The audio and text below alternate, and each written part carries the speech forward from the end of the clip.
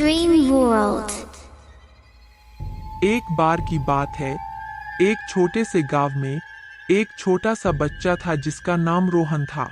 एक दिन जब वह अपने घर के पास के जंगल में खेल रहा था, उसने एक पुरानी किताब ढूंढी।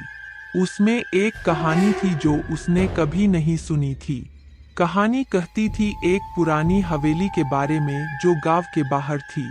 कहने के मुताबिक हवेली में एक भूत रहता था जो रात को जगता था और छोटे बच्चों को अपनी शिकायतें सुनाता था।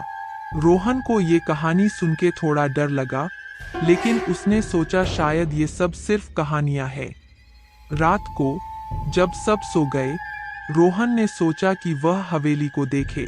जब वह वहां पहुंचा, हवेली कुछ अलग ही लग रही थी, अंधेरा और खामोशी से भरी हुई थी।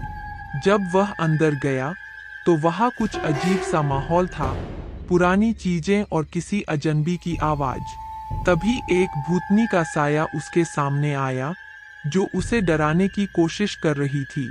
रोहन ने हिम्मत जुटाकर उससे पूछा, तुम कौन हो? भूतनी ने मुस्कुराकर कहा, मैं हूँ हवेली की रानी, मुझे छोटे बच्चों की शिकायतें सुनने का शौक है। तुम यहाँ क्यों आए हो? रोहन ने अपनी कहानी बताई और भूतनी ने उसे कह दिया, ये कहानियां सिर्फ कहानियां नहीं होती, कभी कभी असली होती है। तुम्हें यहाँ से जल्दी चले जाना चाहिए।